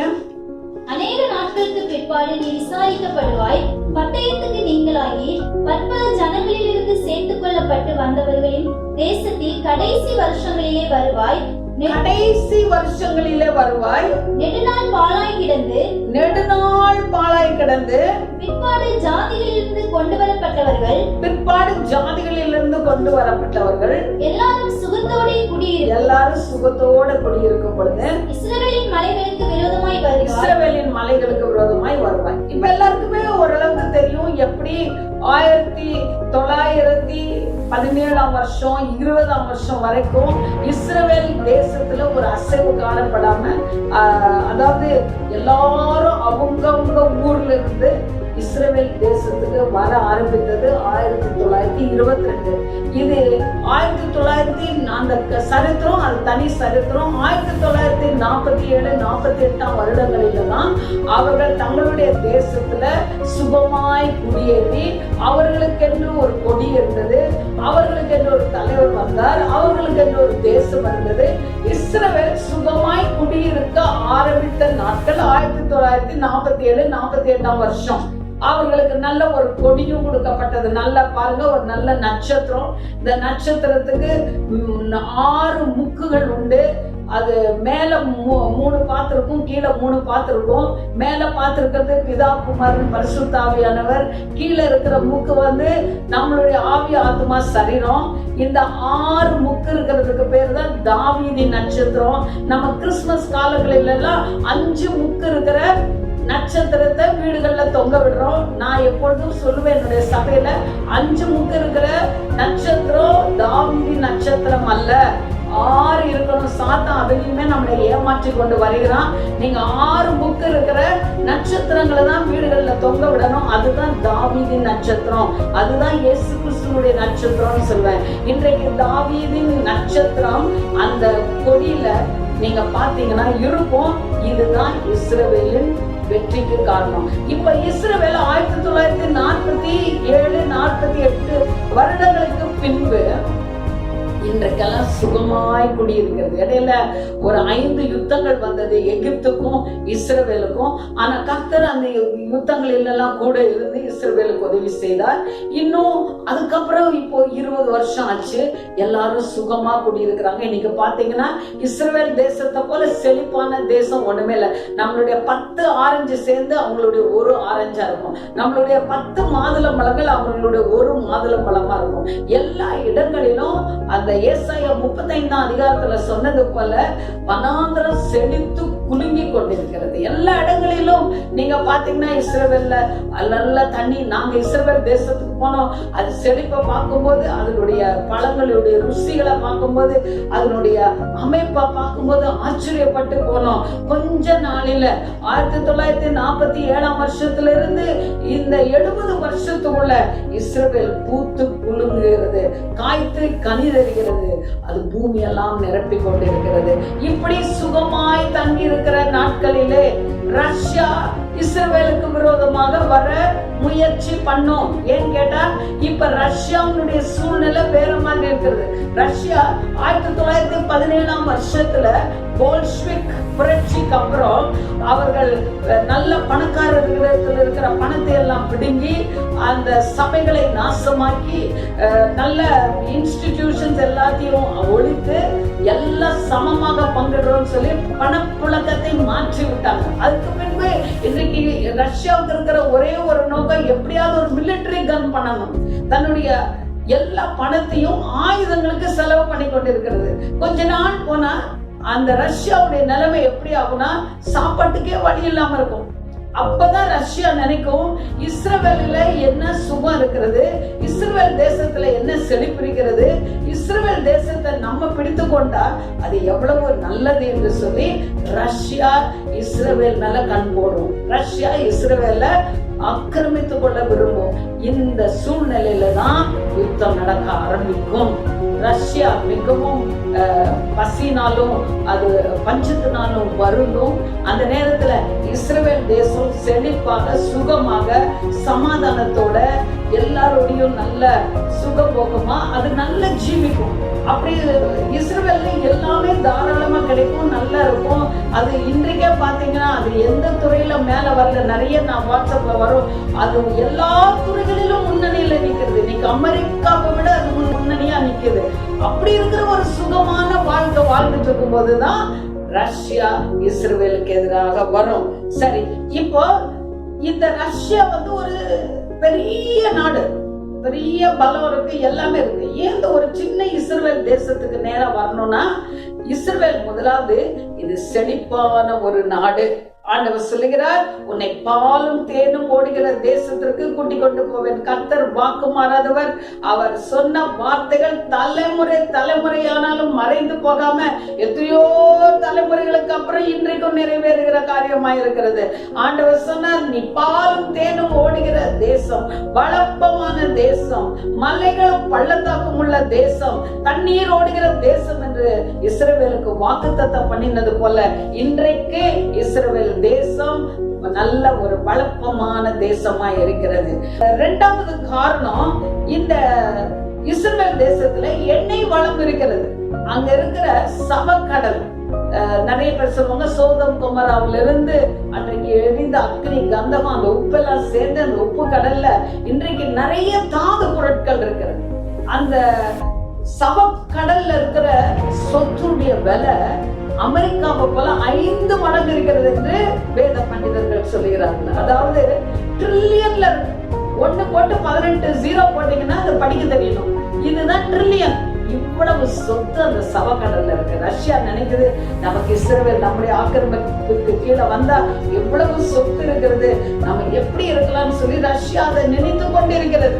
மூன்றாவதாக இஸ்ரவேல் தேசத்தை நீங்க பார்க்கும்போது அங்க நிறைய நூற்றுக்கணக்கான டூரிஸ்ட் ஸ்பாட், சுற்றுலா பயணிகள் போகக்கூடிய நிறைய இடங்கள் உண்டு. அதுல நல்ல வருமானம் வரும். கோடீஸ்வரர்கள் அவர்கள் இந்த சமக்கடலில் வீசுகிற அந்த நல்ல ஆரோக்கியமான காற்றுக்கு அந்த ஊருக்கு வருவாங்க. கோடீஸ்வரர்கள் எல்லாம் வருவாங்க. அவங்க அந்த சமக்கடலை சுற்றி பெரிய பெரிய பெரிய விடுதிகள், தங்கும் விடுதிகள் கட்டி அந்த இடத்துல உல்லாசமா குடியிருக்கிற இடம். அங்க எவ்வளோ பணம் வரப்போயிருது. இது எல்லாம் நினைக்கும் போது ரஷ்யாவுக்கு இஸ்ரவேலை பிடிக்க வேண்டும் என்ற ஆசை. இன்னொரு விஷயம் என்னன்னா, அங்க இருக்கிற கோதுமை ரொம்ப உச்சிதமான கோதுமை. அதனாலதான் தாவீது சொல்லுகிறார், உன்னை உச்சிதமான கோதுமையினாலும் கண்மலை தேனினாலும் நிரப்பார். அங்க இருக்கிற தேன், அங்க இருக்கிற கோதுமை, அங்க இருக்கிற இந்த எண்ணெய், இதெல்லாமே ரொம்ப நல்லா இருக்கும். ரஷ்யாவுக்கு இஸ்ரவேலுடைய கோதுமையை சாப்பிட ஆசை. அதனால அதுக்கு விரோதமா படையெடுக்கிறது. அடுத்தது, இந்த சமக்கடல்ல உப்பு ஏராளம். வேளாண்மைக்கு வேண்டிய உப்பு அத்தனையும் இருக்கிறது. அவ்வளவு உப்பு இருக்கிறது. அதையும் அது பெற்றுக்கொள்ளலாம், அதையும் எடுத்துக்கொள்ள வேண்டும் என்று ரஷ்யாவுக்கு ஆசை. அடுத்தது வாசிங்க, எசேக்கியேல் 38 10 12 13 வாசிங்க. கர்த்தராகிய ஆண்டவர் சொல்லுகிறது என்னவென்றால், அந்நாளிலே பாழாய் கிடந்து திரும்ப குடியேற்றப்பட்ட ஸ்தலங்களுக்கு விரோதமாகவும் ஜாதிகளிடத்திலிருந்து சேர்க்கப்பட்டதும் ஆடுகளையும் மாடுகளையும் ஆஸ்திகளையும் சம்பாதித்து தேசத்தின் நடுவில் குடியிருக்கிறதுமான ஜனத்துக்கு விரோதமாகவும் நீ உன் கையை திருப்பும்படிக்கு நான் கொள்ளையிடவும் சூறையாடவும் மதில்கள் இல்லாமல் கிடைக்கிற கிராமங்கள் உள்ள தேசத்துக்கு விரோதமாய் போவேன். நிர்விசாரமாய் சுகத்தோடு குடியிருக்கிறவர்களின் மேல் வருவேன். அவர்கள் எல்லாரும் மதில்கள் இல்லாமல் குடியிருக்கிறார்கள். அவர்களுக்கு தாழ்பாடும் இல்லை, கதவுகளும் இல்லை என்பாய். ரஷ்யா அப்படிதான் நினைத்து கொண்டிருக்கு. ஏசாயா 60 கூட சொல்லப்பட்டிருக்கிறது, கடல் சமுத்திரத்தின் ஐஸ்வர்யத்தை ரஷ்யா எடுத்துக்கொள்ள வேண்டும் என்று விரும்புகிறது. அங்க பொன்னும் வெள்ளியும் நிறைய கிடைக்கும். அந்த இடத்துல அவங்களுக்கு பொண்ணு இருக்கும், வெள்ளி இருக்கும். அடுத்தபடியா சொல்லப்படுகிறது, அங்க ஆடு மாடுகள் ஏராளம், நல்ல கொழுத்த ஆடு மாடுகள். இதெல்லாம் ரஷ்யாவுக்கு மிக பிரியமான காரியங்கள். இன்னும் ஒரு காரியம் என்னன்னா, 1946ஆம் ஆண்டுல எகிப்துல ஆஸ்வான் என்கிற ஒரு டேம ரஷ்யா எகிப்துக்கு கட்டி கொடுத்திருக்கிறது. இதற்கு முன்னால பிரிட்டன் அவர்கள் எல்லாம் எகிப்துக்கு இந்த டேம் நைல் நதி மேல, இது இந்த டேம் நைல் நதி மேல கட்டி கொடுக்கலாம்னு நினைக்கும் போது அதற்குள்ள அவங்களுக்கு ஒரு சின்ன வேறுபாடு நிமித்தமாக அந்த நட்பு உடைந்தது. அப்பொழுது ரஷ்யா அந்த ஆஸ்வான் டேம் என்கிற ஒரு நீர்நிலை தேக்கத்தை எகிப்தியர்களுக்கு கட்டி கொடுத்திருக்கிறது. இப்போ ரஷ்யா என்ன நினைக்கிறது, இவ்வளோ பணம் செலவு பண்ணி இந்த நீர்நிலை தேக்கம் நம்ம பண்ணணும், இந்த இஸ்ரவேல் என்றைக்காவது சண்டை போடும்போது, எகிப்தோட சண்டை போடும்போது இந்த நீர்நிலை தேக்கத்தை உடைச்சிடுமோன்னு ஒரு பயம். அது பத்திரமா பாதுகாக்கிறதுக்கு கூட இது இஸ்ரவேல் மேல படையெடுக்க வேண்டும் என்று நினைத்து கொண்டிருக்கிறது. ஆகவே இது எல்லா காரியங்களினாலும் ரஷ்யா இஸ்ரவேலுக்கு எதிராக வரும். ஆனா இந்த ரஷ்யா இஸ்ரவேலுக்கு எதிராக வருவதற்கு முதல் காரணம் பரலோகத்தின் தேவன். அவர் இஸ்ரவேல் தேசத்துக்கு விரோதமாக ரஷ்யாவை வர பண்ணுகிறார். வாசிங்கம் 38:16. நீ தேசத்தை கார்மேகம் போல் மூட என் ஜனமாகிய இஸ்ரவேலுக்கு விரோதமாக எழும்பி வருவாய். கடைசி நாட்களிலே இது சம்பவிக்கும். போகே ஜாதிகளின் கண்களுக்கு முன்பாக உன் மூலமாய் நான் பரிசுத்தர் என்று விளங்கப்படுகிறதினால் அவர்கள் என்னை அறியும்படிக்கு உன்னை என் தேசத்துக்கு விரோதமாக வர பண்ணுவேன். உன்னை என் தேசத்துக்கு விரோதமாக வர பண்ணுவேன். 38:8 வசனத்துல கடைசி பாகத்துல சொல்லப்பட்டிருக்கிறது, கோகே நீ அவர்களுக்கு காவலாளனா இரு. நீ ஒரு சைன்யத்தை கூட்டி அவங்க எல்லாருக்கும் தலைவராயிருந்து இந்த உன்னுடைய சைன்யங்களை கூட்டிக் கொண்டு நீ இஸ்ரவேல் தேசத்திற்கு விரோதமாக நீ வர வேண்டும் என்று சொல்லுகிறார். ரஷ்யா இஸ்ரவேலுக்கு விரோதமாக வரும். ஏன் தேவன் ரஷ்யாவை இஸ்ரவேலுக்கு விரோதமா வர வைக்கிறார்? ஏன்னு கேட்டா, தேவன் இஸ்ரவேல் தேசத்தின் மேல ரஷ்யாவை வர வைத்து ரஷ்யாவுக்கு தன்னை பரிசுத்த தேவன் என்று காண்பிக்க விரும்புகிறார். எல்லாருக்கும் ரஷ்யாவுடைய சரித்திரம் தெரியும். அது ஒரு காலத்துல அந்த தேசத்துல நிறைய ஆலயங்கள் இருந்தது, நிறைய மாஸ்க் இருந்தது, நிறைய புத்தர் டெம்பிள் இருந்தது, எல்லாமே இருந்தது.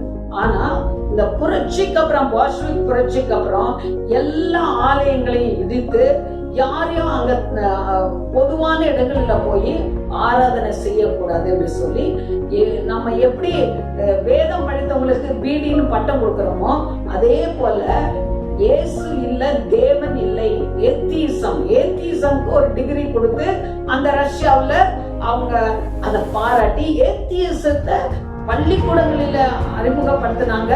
எல்லா இடங்களிலும் நாஸ்திகத்தை அறிமுகப்படுத்தினபடினால தேவன் ரஷ்யாவின் மேல் கோபமாய் இருக்கிறார். ஏனென்று கேட்டால், பரிசுத்த தேவன் வானத்தின் பூமியை உண்டாக்கின தேவன் இல்லை என்று வேதம் சொல்கிறது. தேவன் இல்லை என்று மதிகேடன் சொல்கிறான் என்று சொல்லி, அப்ப தேவன் இல்லை என்று சொல்லுகிற இந்த தேசத்துக்கு தன்னை தேவனாக காண்பிக்க வேண்டும் என்று தேவன் விரும்புகிறார்.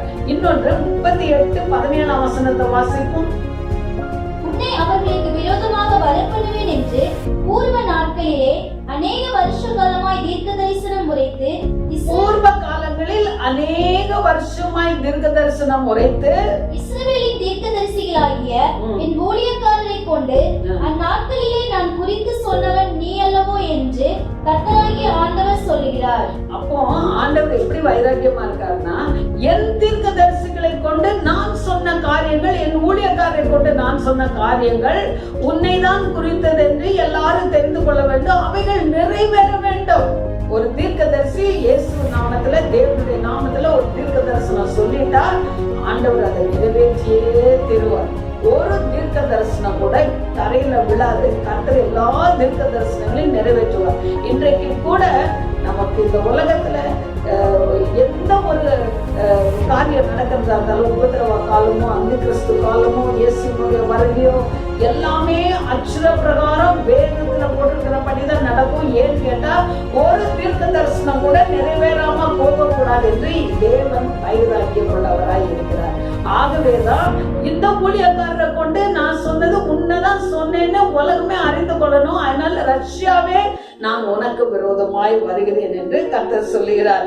இப்போ ரஷ்யாவுடைய அந்த ஆயுதங்கள், ரஷ்யாவுடைய அந்த சேனைகள் எப்படி இருக்கும் என்று கூட இந்த அதிகாரங்கள்ல தேவன் விவரித்து சொல்கிறார். எந்த ஒரு இடத்துலயுமே ஒரு சின்ன விவரம் கூட சொல்லாம தேவன் இந்த யுத்தத்தை பற்றி நமக்கு வெளிப்படுத்தல, எல்லாவற்றையும் சொல்லி இருக்கிறார். இயேசு தேவனா, பரலோகத்தின் தேவன் சகலத்தையும் பாயிண்ட் பிளாங்கா நல்லா அப்படியே வெளிப்படுத்துகிறது இந்த ஒரு யுத்தம்.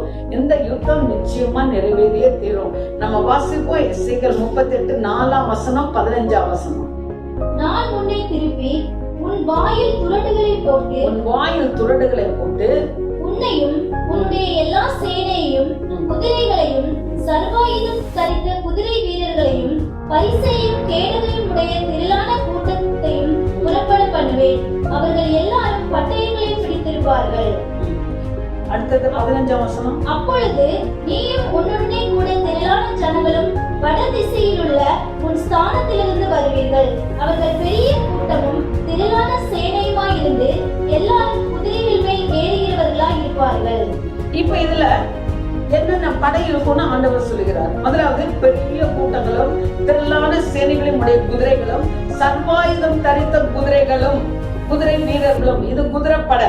இரண்டாவது பட்டயமும் பரிசையும் கேடகமும் பிடித்த திரளான கூட்டம், அது காலாட்படை, ரஷ்யாவின் காலாட்படை.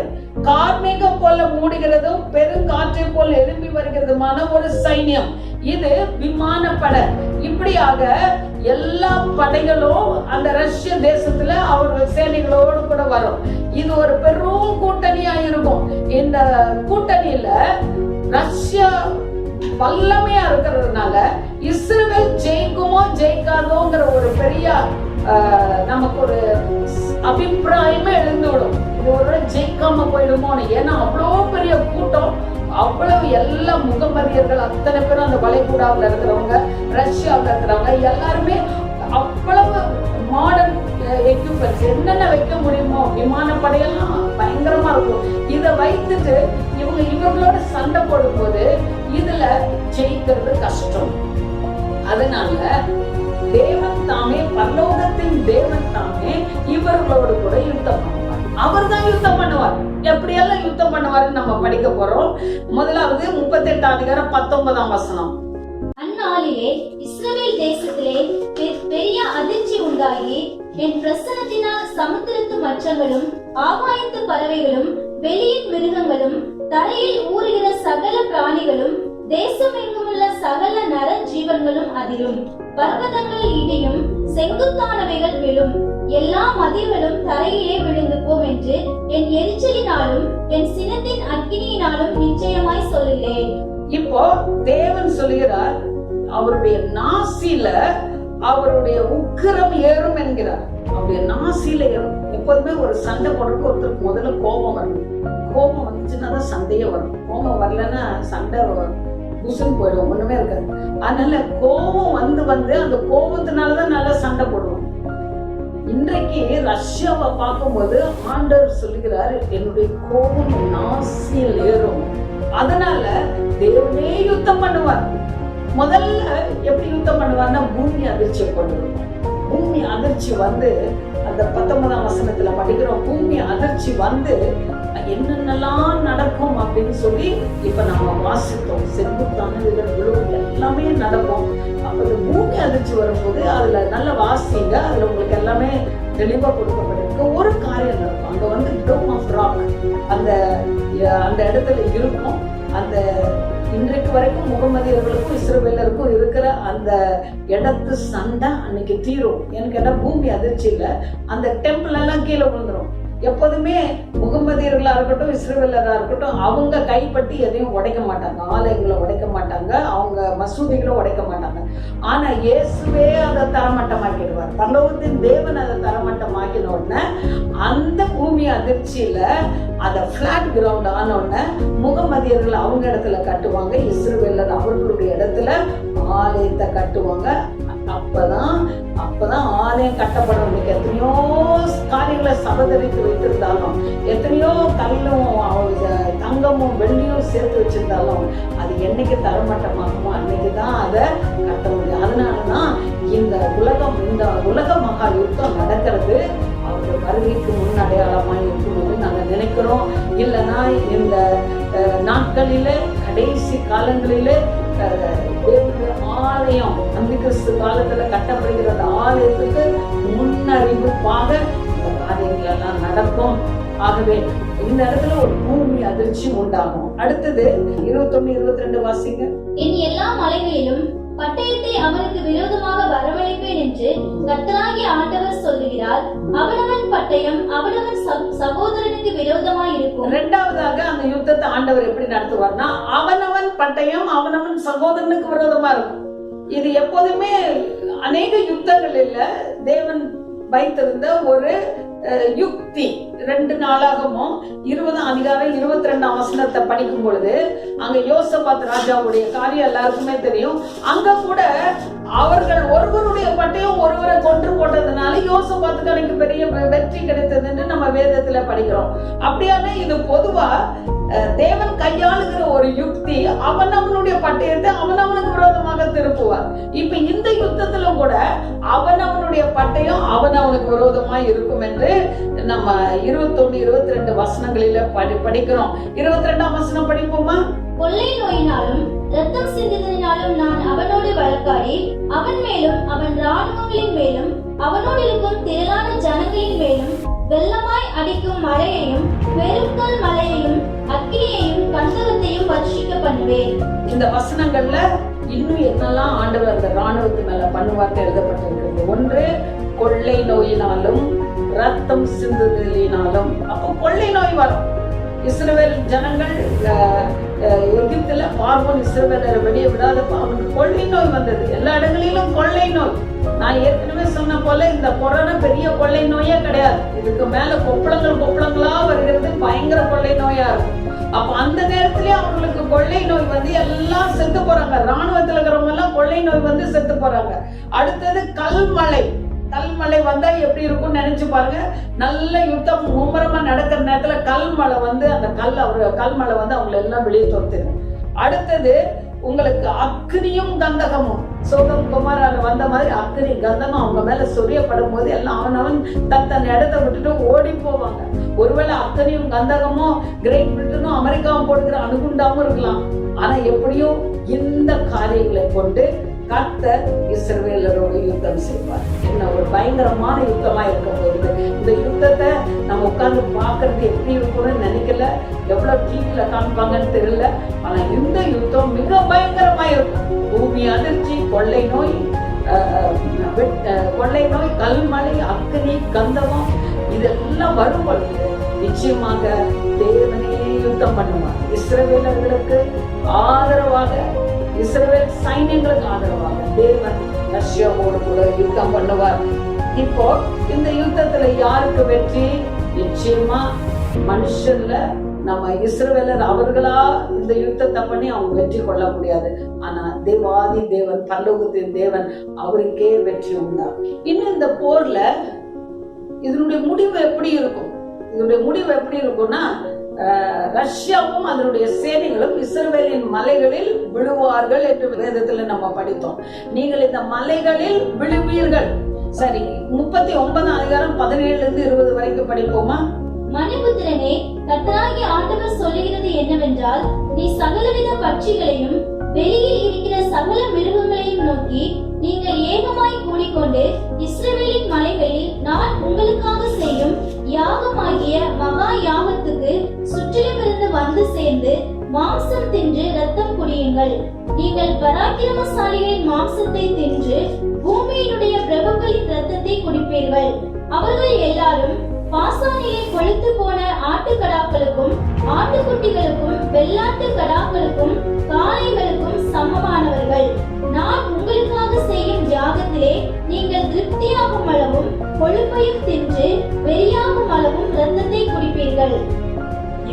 இவ்விதமாய் என் பந்தியிலே குதிரைகளையும் ரத வீரர்களையும் பராக்கிரமசாலிகளையும் சகல யுத்த வீரர்களையும் தின்று திருப்தியாவீர்கள் என்று கர்த்தராகிய ஆண்டவர் உரைக்கிறார் என்று சொல்லு. இந்த 4 வசனங்களில what will happen to these Russian soldiers, அவங்களுடைய ஆர்மி எல்லாம் என்ன ஆகும்னு அழகா சொல்லியிருக்காரு. அவர் என்ன சொல்றாரு? எல்லா பட்சிகளையும் எல்லா மிருகங்களையும் நோக்கி, நீங்க எல்லாரும் இந்த இஸ்ரவேல் மலைகளுக்கு வாங்க, உங்களுக்கு பெரிய விருந்து இருக்குது, நீங்க நல்லா சாப்பிடலாம். ஏன்னா இங்க செத்து போனவங்க எல்லாம் வந்து சாதாரண ஆட்கள் கிடையாது. இவங்க எல்லாரும் வந்து நல்ல கொழுத்து போன ஆட்டுக்கடாக்களும் ஆட்டுக்குட்டிகளும் வெள்ளாட்டு கடாக்களும் காளைகளுக்கும் சமமானவர்கள். அவ்வளவு நல்ல ஒரு கொழுத்த விருந்த நீங்க சாப்பிடும்படியா நீங்க எல்லாரும் வாங்கன்னு சொல்லி ஆகாயத்து பட்சிகளையும் பறவைகளையும் தேவன் அழைக்கிறார். இது ஒரு பெரிய யாகங்கிற, இது ஒரு பெரிய பலி. நீங்க எல்லாரும் வந்து ஏன்னு கேட்டா, இவங்க இஸ்ரவேலுக்கு விரோதமாய் வந்தவர்கள், இவர்களுடைய மாம்சத்தை நீங்க வந்து புசிங்க. அவ்வளோ பெரிய வெற்றி தேவனாகிய கர்த்தர் பரலோகத்தின் தேவன் இஸ்ரவேலருக்காக வைத்திருக்கிறார். அப்போ சைன்யங்கள், ரஷ்யாவின் சைன்யங்கள் அனைத்தும் அந்த இஸ்ரவேலின் மலைகளிலே விழுகும். அப்போ 39 அதிகாரம் 11-13 படிங்க. அந்நாளில் இஸ்ரவேல் தேசத்திலே சமுத்திரத்துக்கு கிழக்கே பிரயாணக்காரியின் பள்ளத்தாக்கை புதைக்கிற ஸ்தானமாக கோகுக்கு கொடுப்பேன். பாருங்க, அப்ப அந்த இடத்தை கோகுக்கு புதைக்கிற ஸ்தானமாய் கொடுக்க போகிறார். இத்தனை பேர் எங்க புதைக்கிறதே கஷ்டம், யாரையுமே புதைக்க முடியாது. அவ்வளோ சடலங்கள் அங்க விழுந்து கிடக்கும். வாசிங்க. அது வழிபோக்கர் மூக்கை பொத்திக் கொண்டு போக பண்ணும். அங்கே கோகையும் அவனுடைய எல்லா சேனையையும் புதைத்து அதை ஆமோன் கோகின் பள்ளத்தாக்கு என்பார்கள். அந்த இடத்துல யாராவது அப்படியே நாற்றம், பயங்கரமான நாற்றம், அந்த பக்கம் வரும்போதே வாய மூடிட்டு தான் எல்லாம் போகணும். அந்த அளவுக்கு நாற்றம் அடிக்கும். அவ்வளோ சடலங்கள் விழுந்து கிடக்கும். 15 வாசிங்க. தேசத்தில் சுற்றி திரிகிறவர்கள் திரிந்து கொண்டிருப்பார்கள். யாராவது ஒருவன் மனுஷனின் எலும்பை காணும் போது புதைக்கிறவர்கள் அதை ஆமான் கோகுடைய பள்ளத்தாக்கிலே புதைக்கு மட்டும் அதினண்டையிலே ஒரு அடையாளத்தை நாட்டுவான். அந்த நகரத்துக்கு ஆமோன் என்று பெயரிடப்படும். இவ்விதமாய் தேசத்தை சுத்தம் பண்ணுவார்கள். அப்படியானா அந்த இடம் முழுவதும் அவ்வளோ சடலங்களால நிறைந்திருக்கும். அப்ப எங்கேயாவது ஒரு சடலத்தை பார்த்தா அது மேல ஒரு அடையாளம் போடுவாங்க. ஏன்னா அது அந்த யுத்தத்துல செத்த சடலம், இதை கொண்டு போய் அந்த ஆமன் கோவில்ல தான் அடக்கம் பண்ணணும்னு சொல்லி. ஏன்னு கேட்டா எல்லா பக்கம் ஒரே நாற்றம், எல்லாம் மூக்க பிடித்து கொள்ள வேண்டும். அந்த அளவுக்கு அந்த யுத்தத்தினுடைய காரணம் அவ்வளவு தூரம் இருக்கும். அந்த யுத்தம் அவ்வளவு தூரம் அந்த இடத்துல மிக மிக வீரியமாக காணப்படும் என்று வேதத்தில் எழுதப்பட்டிருக்கிறது.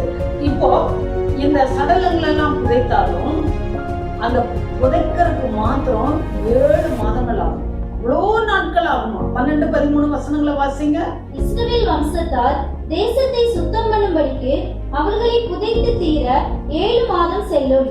தேசத்தின் ஜனங்கள் எல்லாரும் புதைத்துக் கொண்டிருப்பார்கள். நான் மகிமைப்படும் அந்நாளிலே அது அவர்களுக்கு கீர்த்தியாக இருக்கும் என்று கர்த்தராகிய ஆண்டவர் சொல்லுகிறார். பாத்தீங்களா? அந்த சவங்களை புதைக்கும் போது கர்த்தராகிய ஆண்டவர் அது அவருக்கு கீர்த்தியாக இருக்கும்ங்கிறார். ஆகவே அந்த நாள்ல அவ்வளோ 7 மாசமா அந்த சடலங்களை எல்லாம் புதைத்து கொண்டே இருப்பார். இப்ப எல்லா சடலங்களையும் எரித்து முடித்தாலும் கூட இவங்க பயன்படுத்திய துப்பாக்கிகள், டாங்கிகள், மற்ற அணு ஆயுதங்கள், எல்லா ஆயுதங்கள், போர் ஆயுதங்கள் எல்லாம் நிறைய அங்கங்க நிறைய இஸ்ரவேலின் மலை முழுவதும் ஒரே போர் ஆயுதங்களா இருக்கும். இந்த போர் ஆயுதங்கள் எல்லாம் என்ன செய்யறது? அதுக்குதான் 9-10 வசனங்களில நம்ம வாசிக்கிறோம். வாசிங்க. இஸ்ரவேல் பட்டணங்களின் குடிகள் வெளியே போய் கேடகங்களும் பரிசைகளும் வில்லுகளும் அம்புகளும் வலைத்தடிகளும் ஈட்டிகளுமாகிய ஆயுதங்களை எடுத்து எரிப்பார்கள். 7 வருஷம் அவைகளை எடுத்து எரிப்பார்கள். அவர்கள் வெளியிலிருந்து விறகு கொண்டு வராமலும் காடுகளில் வெட்டாமலும் ஆயுதங்களை எடுத்து எரிப்பார்கள். அவர்கள் தங்களை கொள்ளையிட்டவர்களை கொள்ளையிட்டு தங்களை சூறையாடினவர்களை சூறையாடுவார்கள் என்று கர்த்தராகிய ஆண்டவர் சொல்லுகிறார். இப்ப இந்த இடத்துல அந்த போர் ஆயுதங்களை எல்லாம் எத்தனை வருஷம் எரிப்பாங்களாம்? 7 வருஷங்கள் எரிப்பாங்களாம். இப்போ சடலங்களை 7 மாசமா புதைப்பாங்க. ஆனா இந்த போர் ஆயுதங்களை 7 வருஷமா எரிப்பாங்களாம். நீங்கள் விறகு கொண்டு வராம அதை வச்சே நீங்க எரிப்பீங்கிறாங்க. அப்படியானா இந்த டாங்கிங்க, இந்த மற்ற போர் ஆயுதங்கள் எல்லாம் இரும்புனால செய்யப்பட்டதுன்னு நம்ம நினைத்து கொண்டிருக்கிறோம். ஆனா இப்போ ரஷ்யாவுல எல்லா ஆயுதங்களும் வேற ஒரு மரத்தினால செய்யப்படுகிறது. அந்த மரத்துக்கு பெயர் லிக்னோஸ்டன் என்று பெயர். லிக்னோஸ்டன் என்ற ஒரு மெட்டீரியல், அந்த ஒரு இதுலதான் இந்த அணு ஆயுதம், இந்த போர் ஆயுதங்கள் எல்லாம் செய்து கொண்டிருக்கிறாங்க. இதை முதலா கண்டுபிடித்தவர் ஹாலந்து தேசத்துல டெர் ஆப்பிள் என்ற ஒருவர் கண்டுபிடித்து இந்த லிகஸ்டோன் என்கிற ஒரு மரத்தினால ஆயுதங்களை செய்யலாம். இது ரொம்ப நாள் வரும், இது ரொம்ப ஸ்ட்ராங்கா இருக்கும், இது உருக்கு எக்க விட ஸ்ட்ராங்கா இருக்கும் அவங்க சொன்னதுனால அதுலதான் எல்லாம் நடக்குது. ஆனா இந்த மரம் எரியக்கூடிய மரம். அப்ப பாருங்க, தேவனாகி கர்த்தர் ஒரு தப்பு பண்ண மாட்டார். இதெல்லாம் எரிக்கிற மாதிரி அந்த விறகுகள் அது எரிந்து கொண்டே இருக்கும். எத்தனை நாள் எரியுமா? 7 வருஷம் எரியுமா? ஒருவேளை இந்த உலகமாக யுத்தம் முடிந்த உடனே இயேசு வந்துட்டார்னா 7 வருஷம் அந்தி கிறிஸ்து இருக்கும் போதே 7 வருஷமா இந்த அந்தி கிறிஸ்துடைய ஆட்சியில இவங்களுக்கு விறகு நெருப்பு எதுவுமே வாங்க வேண்டாம். இந்த விறகே நல்லா 7 வருஷத்துக்கு இருக்கும். 7 வருஷம் எரிப்பாங்க. 7க்கும் போது அங்க ஏதோ ஒண்ணு அடியில புதைந்து இருக்கு என்று நம்ம நினைக்க வேண்டி இருக்கிறது. ஆகவே இந்த விறகுகள் 7 வருஷமாக எரியும். இப்ப ஏன் ஆண்டவர் ரஷ்யாவுக்கு விரோதமா வருகிறாருங்கிறத இன்னொரு முறை நான் உங்களோடு கூட சொல்ல விரும்புகிறேன். முதலாவது, தேவன் தம்மை பரியாசம் பண்ண விட்டார். தேவன் இல்லை என்று ரஷ்யர்கள் சொல்லி ஆண்டவரை பரியாசம் பண்றது தேவன் என்ன செய்ய மாட்டார், அவர் விட மாட்டார். அதனால தன்னை பரியாசம் பண்ணி தேவன் இல்லை என்று சொல்கிற ஒரு நாடு ஒரு வல்லரசு நாடாக இருக்கக்கூடாது என்பது தேவனாகிய கர்த்தருடைய சித்தம் நோக்கம். இந்த உலகத்தை தேவன் படைத்தார், இந்த உலகத்தை தேவன் சிருஷ்டித்தார். இந்த உலகத்துல இருக்கிற காரியங்களை தேவன் அவரே ஆளுகை கடியில வைத்திருக்கிறார். அப்படி இருக்கும் பொழுது இந்த உலகத்தின் ஆளுகைய தேவன் இருக்கிறார் என்கிற ஒரு ஒரு தேசத்தின் கையில தான் கொடுப்பாரே ஒழிய, இந்த ரஷ்யா எவ்வளவு வல்லரசு நாடாக வந்தாலும் அது தேவன் இல்லை என்று சொல்கிறபடியினால இந்த ஆளுகைய அந்த ரஷ்யாவிடத்துல இருந்து ஆண்டவர் பிடிங்கி விடுவார். அவர் தன்னை பரியாசம் பண்ண மாட்டார். தான் இருக்கிறேன் என்பதை ரஷ்யர்கள் அறிந்து கொள்ள வேண்டும், தேவன் இல்லை என்கிறவர்கள் அறிந்து கொள்ள வேண்டும் என்பதற்காக தேவனே இந்த யுத்தத்துல அவர் பங்கெடுத்து, தேவனே இந்த யுத்தத்தை நடத்தி ரஷ்யர்கள் அறிந்து கொள்ளும்படியாய் வைக்கிறார். ஏன்னு கேட்டா, தேவன் என்று ஒருவர் உண்டு. அது ரஷ்ய நாவுகள் அத்தனையும் அறிக்கை பண்ணணும். ஆண்டவர் சொல்கிறார், கடைசி காலங்களில் முழங்கால் யாவும் முடங்கும், நாவுகள் யாவும் அறிக்கை பண்ணும், இயேசுவே ஆண்டவர் என்று. ஆகவே அது ஒரு காரியம்.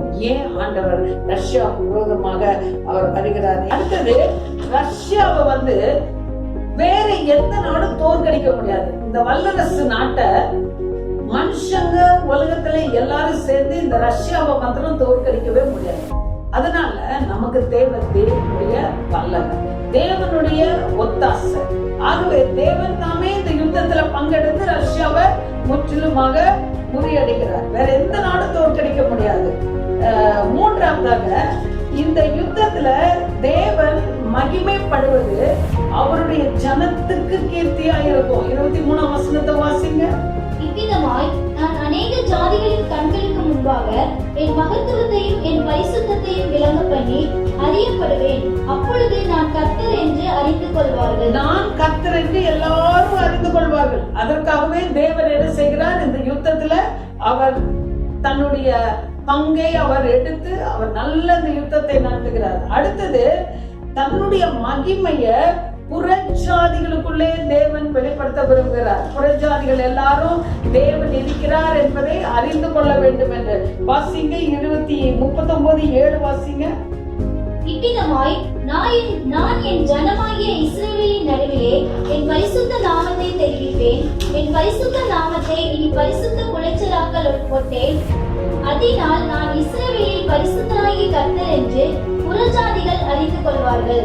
புறஜாதிகள் தேவன் பரிசுத்தர் என்று உலகம் முழுவதும் அறிந்து கொள்ளும். எல்லாரும் பேசுவாங்க இந்த யுத்தத்தை பத்தி. அவங்க பேசாம அதுக்கப்புறம், ஐயோ பூமி அதிர்ச்சி வந்துருச்சான், ஐயோ கொள்ள நோய் வந்துருச்சான், ஐயோ கல்மழை வந்துதான், இது எப்படின்னு எல்லாரும் அப்பதான் தேவனாகிய கர்த்தரை குறித்த ஒரு பயம் எல்லாருக்கும் இருக்கும். புறஜாதிகள் எல்லாருக்கும் ஒரு பயம் உண்டாக்கும்படியாக கர்த்தர் அந்த காரியங்களை செய்வார். எசேக்கியேல் 39:13. தேசத்தின் ஜனங்கள் எல்லாரும் உதைத்துக் கொண்டிருப்பார்கள். நான் மகிமைப்படும் அந்நாளிலே அது அவர்களுக்கு கீர்த்தியாக இருக்கும் என்று. புதைக்கும் போதே, இந்த சடலங்கள் எல்லாம் புதைக்கும் போதே தேவனுடைய நாமம் மகிமைப்படும். அது தேவனுடைய ஜனங்களுக்கு கீர்த்தியா இருக்கும். கர்த்தர் சொல்றது, உன்னை கீர்த்தியாகவும் உன்னை புகழ்ச்சியாகவும் இருப்பேன்னு சொல்லி. எப்போ கர்த்தர் நம்ம சத்துருக்கள் மேல ஜெயம் நமக்கு கொடுக்கிறாரோ அது ஆண்டவருடைய மகிமையும் நமக்கு அது கீர்த்தியுமாக இருக்கும் என்று நம்ம இந்த இடத்துல புரிந்து கொள்கிறோம். அடுத்தது எசேக்கியேல் 39:21 படிங்க. இவ்விதமாய் என் மகிமையை நான் புறஜாதிகளுக்குள்ளே விளங்க பண்ணுவேன். நான் செய்த என் நியாயத்தையும் அவர்கள் மேல் நான் வைத்த என் கையையும் எல்லா ஜாதிகளும் காண்பார்கள். சரி, அடுத்தது எசேக்கியேல் 39:23 படிங்க. இஸ்ரவேல் வம்சத்தார் தங்கள் அக்கிரமத்தின் நிமித்தமே சிறைப்பட்டு போனார்கள் என்று அப்பொழுது புறஜாதிகள் அறிந்து கொள்வார்கள். அடுத்தது, ஏன் இஸ்ரவேலுக்கு இப்படி நடந்தது? ஏன் இஸ்ரவேல் தேசத்தை இவங்க இந்த மாதிரி தாக்கும்படியா வந்தாங்க? இஸ்ரவேல்ல ஏன் இப்படிப்பட்ட காரியம் நடக்குதுன்னா, இஸ்ரவேல் இவ்வளவு நாளும் சுகமா குடியில்லாம பல ஜாதிகள் மத்தியில அவர்களுக்கு அலைந்து திரிந்து இப்படிதான் வந்திருக்கிறாங்க அப்படின்னு சொல்லும் பொழுது, இவங்க கர்த்தருக்கு விரோதமாய் அக்கிரமம் செய்தபடினால கர்த்தர் இவர்களை கண்டித்தார் என்றும், இப்பொழுது கர்த்தர் அவர்கள் மேல் பிரியமாய் இருக்கிறார் என்றும் எல்லா ஜாதிகளும் அறிந்து கொள்வாங்க. இப்போ கர்த்தர் எப்படி நியாயமா எல்லாவற்றையும் செய்கிறார் என்பதையும் எல்லா பூச்சக்கரத்து மனிதர்களும் அதை கண்டுகொள்வாங்க. கர்த்தர் எல்லாவற்றையும் நியாயமாய் செய்கிறார். ஒருத்தருக்கு தண்டனை கொடுத்தாலும் அது நியாயமா தான் கொடுப்பாரு. ஒருத்தர் ஆண்டவர் மகிமைப்படுத்தினாலும் அவர் நியாயமா தான் மகிமைப்படுத்துவார். கர்த்தர் நீதி உள்ளவர், நியாயமாய் எல்லாவற்றையும் தீர்ப்பு செய்கிறவர். இந்த உலக மகா யுத்தத்தின் மூலமாக புறச்சாதிகள் தேவனை அறிந்து கொள்வாங்க. ரஷ்யா தேவனை மகிமைப்படுத்தணும், இஸ்ரவேல் புத்திரர் தேவனை மகிமைப்படுத்தணும். ஏன் நம்ம இவ்வளவு நாள் சிறையிருப்புல இருந்தோம்? நம்ம சிறையிருப்புல இருக்க காரணம் என்ன? இப்ப நம்முடைய தேவனாகிய கர்த்தரே நம்மை விடுவிக்கிறார். இப்படிப்பட்ட பல காரியங்களை உலகமே அறிந்து கொள்ளும். ஆனா இது ஒரு பயங்கரமான யுத்தம். எல்லாத்தோட விசேஷம் என்னன்னா, இந்த யுத்தத்தை தான் எல்லா விழாவாரியான்னு சொல்லுவாங்களா, அந்த மாதிரி ஒன்னொரு காரியத்தையும் தேவன் எசேக்கியேல் 38, 39 அதிகாரங்கள் எழுதி வைத்திருக்கிறார். இது அக்ஷர பிரகாரம் நிறைவேறும். இது நிறைவேறும்போது உலக மக்களுக்கு ஒரு பயம் உண்டாகும். இது ஏற்கனவே சபைகள் எல்லா இடங்களிலும் இந்த 38, 39 நம்ம பிரசங்கிக்கிறோம். இன்னொரு யுத்தம் வருகிறது, எல்லாரும் எதிர்பார்த்து கொண்டிருக்கிறாங்க. இந்த யுத்தத்துல இப்படிப்பட்ட காரியங்கள் நடக்கணும் முன்கூட்டியே சொல்லப்பட்டிருக்கிறது.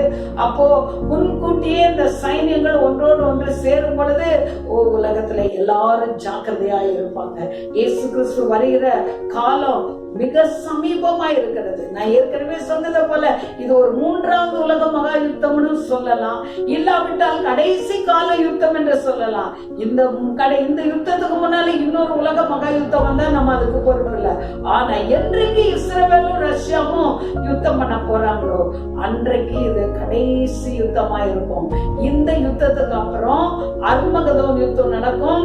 அர்மகதோன் யுத்தத்துக்கு அப்புறம் கடைசி நாட்களில கோகு மாகோகு யுத்தம் நடக்கும். நம்ம அதை குறித்து வருகிற வாரங்கள்ல படிப்போம். ஆனா இந்த யுத்தத்தை நான் எல்லாரும் இன்றைக்கு எசேக்கியேல் 38, 39 அதிகாரங்களை படித்து இதுல கொடுத்திருக்கிற ரொம்ப முக்கியமான காரியங்கள், ஆண்டவர் ஏன் ரஷ்யா மேல யுத்தம் பண்ணுகிறார், ஏன் ரஷ்யா யார கூட சேரும், அடுத்தது ஏன் ஆண்டவர் ரஷ்யா மேல கோபமா இருக்கிறாரு, எப்படியெல்லாம் ஆண்டவர் யுத்தம் பண்ணுவாரு, யுத்தத்தினுடைய விளைவு என்ன, கடைசியில தன்னுடைய நாமம் மகிமையும். அதுதான் யுத்தத்தினுடைய கடைசி விளைவு.